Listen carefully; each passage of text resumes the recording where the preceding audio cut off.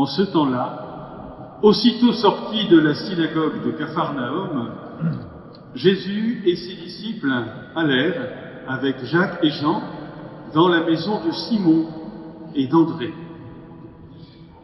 Or, la belle-mère de Simon était au lit. Elle avait de la fièvre. Aussitôt, on parle à Jésus de la malade. Jésus s'approcha, la saisit par la main et la fit lever. La fièvre la quitta et elle les servait. Le soir venu, après le coucher du soleil, on lui amenait tous ceux qui étaient atteints d'un mal ou possédés par des démons. La ville entière se pressait à la porte. Il guérit beaucoup de gens, atteints de toutes sortes de maladies, et il expulsa beaucoup de démons. Il empêchait les démons de parler parce qu'ils savaient, eux, qui il était. Le lendemain, Jésus se leva, bien avant l'aube. Il sortit et se rendit dans un endroit désert, et là, il priait. Simon et ceux qui étaient avec lui partirent à sa recherche. Ils le trouvent et lui disent « Tout le monde te cherche ». Alors Jésus leur dit « Allons ailleurs, dans les villages voisins, afin que là aussi je proclame l'Évangile, car c'est pour cela que je suis sorti. » Et il parcourut toute la Galilée, proclamant l'Évangile dans leur synagogue et expulsant les démons. Acclamons la parole de Dieu. Louange à toi, Seigneur Jésus.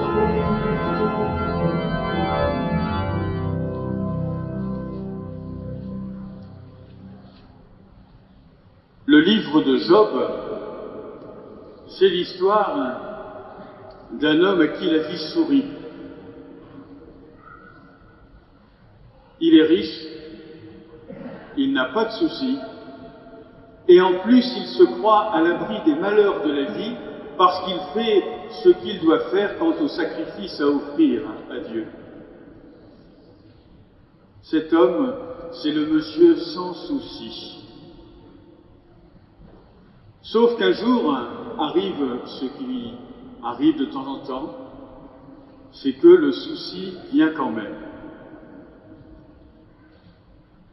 Et Job va être comme perdu devant ce qui lui arrive, ne comprenant pas bien que ça puisse lui arriver à lui, puisqu'il a fait tout ce qu'il devait faire pour que ça ne lui arrive pas. Et Job, il va entrer dans un grand dialogue, une confrontation même virile avec Dieu. Parce que Job, c'est la figure du croyant qui, devant les tuiles qui lui tombent dessus, ne veut pas s'en laisser raconter. Il ne veut pas d'une foi facile à exprimer lorsqu'objectivement c'est compliqué d'assumer. Et le petit extrait que nous accueillons ce midi, il s'inscrit dans cet itinéraire du croyant abîmé qui ne veut pas que Dieu s'en sorte à peu de frais devant ce qui sur lui est tombé. Sa vie, sans souci, est devenue une corvée. Et ce n'est pas parce qu'il croit en Dieu qu'il va faire comme si, parce qu'il a la foi, il n'aurait pas de soucis. Ce n'est pas parce qu'il croit en Dieu que Job va se réfugier derrière des arguments à 2 ou 3 euros faciles, mais qui, on le sait bien, ne tiennent pas lorsque la vie devient compliquée. Amis, le premier appel de cette liturgie de ce midi, c'est face aux difficultés de la vie, au nom de notre foi, le premier appel, c'est peut-être d'oser regarder et d'oser nommer la réalité telle qu'elle est dans ces moments-là, et de ne pas se réfugier dans je ne sais quelques méthodes couées qui, parce qu'on croirait en Dieu, ferait qu'il n'y aurait pas de problème. Si, il y a parfois des problèmes, et notre tâche de croyant, c'est d'abord d'ouvrir les yeux et d'assumer la réalité. Sinon, ça n'a rien à voir avec l'espérance. C'est une espèce de fuite en avant qui fait fi de la réalité et qui n'est pas digne ni du croyant, ni de Dieu. Être croyant, lorsque viennent des vies qui se transforment en corvée, c'est d'abord regarder la réalité et l'assumer. Et ne pas lâcher la prière et la discussion avec Dieu, même lorsqu'elle est compliquée, même lorsque finalement notre prière, elle cherche à dire à Dieu ces 4 vérités, ne pas cesser à ce moment-là, sous prétexte qu'il ne faudrait pas, parce que ce n'est pas ça qu'on nous a appris au catéchisme, ne pas cesser tant qu'on n'a pas eu la réponse existentielle du Dieu de notre foi dans ces moments-là de la vie compliquée. C'est ce que Job va découvrir. Et il va passer de l'image d'un Dieu protecteur, tel un paratonnerre qui n'en a rien à faire de ceux sur qui tombe la foudre, à l'image réelle d'un Dieu protecteur tel un père qui souffre de la souffrance de l'être aimé, abîmé,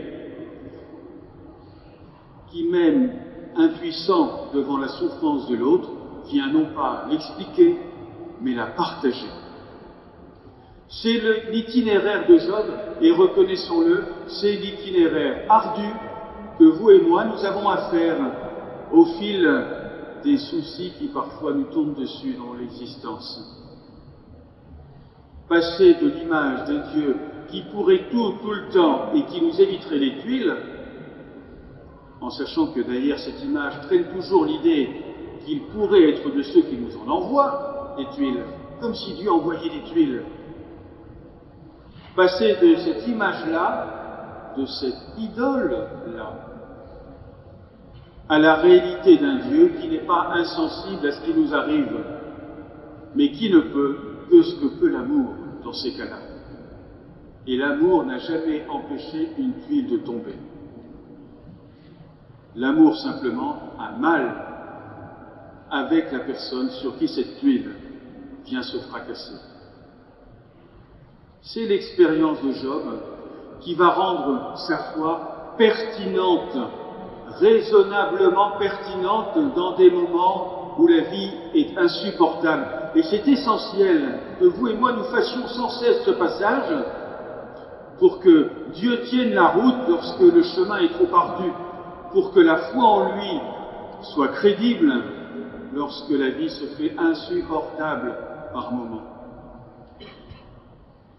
Ça demande de faire tout cet itinéraire de vérité décapante, mais de vérité libérante, de vérité qui finalement fait grandir, même si en attendant elle demande de laisser là, par terre, ce qui a peu de frais nous rassurer, mais qui, lorsque viennent les difficultés, ne tient pas longtemps. Job, il est du coup pour vous et moi un sacré bâton de pèlerin dans la foi, pourvu que nous acceptions le passage par le feu de la vérité, par le feu de l'humilité, par le feu de la précarité aussi dans la foi dans ces moments-là, mais par le feu d'une foi qui dure, quitte à être abîmée, qui ne s'en laisse pas compter, mais qui dure. La vie de Job, elle est une corvée, et ce n'est pas parce qu'il croit en Dieu qu'il va faire comme si elle était merveilleuse. Vérifions bien, amis, que croire en Dieu, pour nous, ce n'est pas nous raccrocher aux branches quand le sol vient se dérober sous nos pas. Job, il va refuser de se raccrocher aux branches, et il va tomber très bas, et parce qu'il tombera très bas, alors il pourra remonter. Celui qui se raccroche aux branches n'est pas prêt de remonter. Il se rassure à peu de frais, de peur de tomber vraiment. Et comment voulez-vous rebondir si vous n'allez pas jusqu'au bout? Job, il fera ainsi l'expérience d'un Dieu qui tombe avec lui, d'un Dieu qui a mal avec lui, d'un Dieu qui souffre avec lui, et du coup, d'un Dieu qui lui propose à lui, le pauvre Job, de partager une puissance de vie plus forte que ce qu'il aurait imaginé de lui-même. Entre nous, une pour qui la vie est une corvée aussi, c'est la femme de l'évangile de ce midi, la belle-mère de Simon-Pierre. Vous l'avez repéré, ce petit détail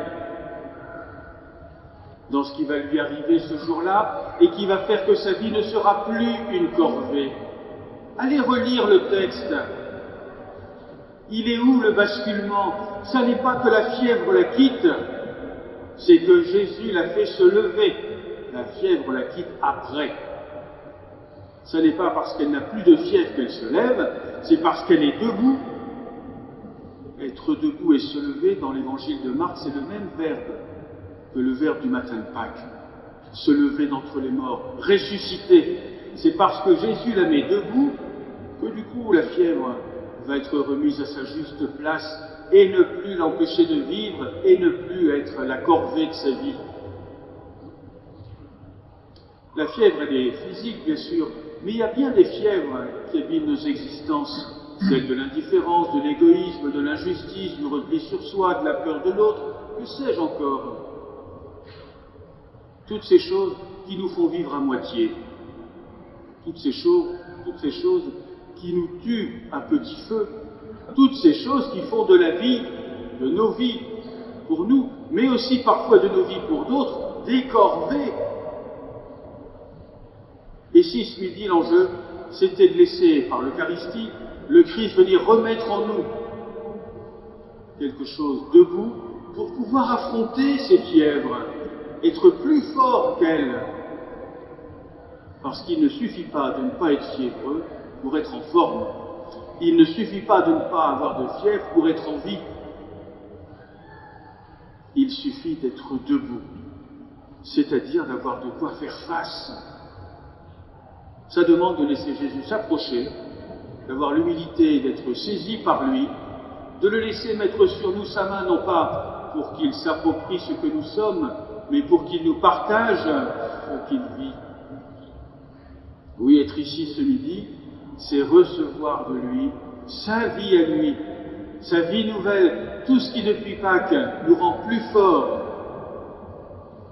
plus vivants, plus humains, plus fraternels, plus filles et filles de l'amour de Dieu.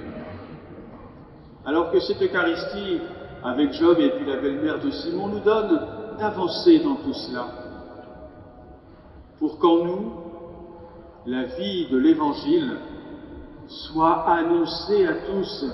C'était la deuxième lecture, et c'est la finale de l'Évangile de ce midi, parce que l'objectif de tout cela, c'est que la bonne nouvelle de la pierre roulée, l'Évangile de Jésus, soit annoncé. Comment voulez-vous que nous annoncions quoi que ce soit sans en faire l'expérience pour nous-mêmes?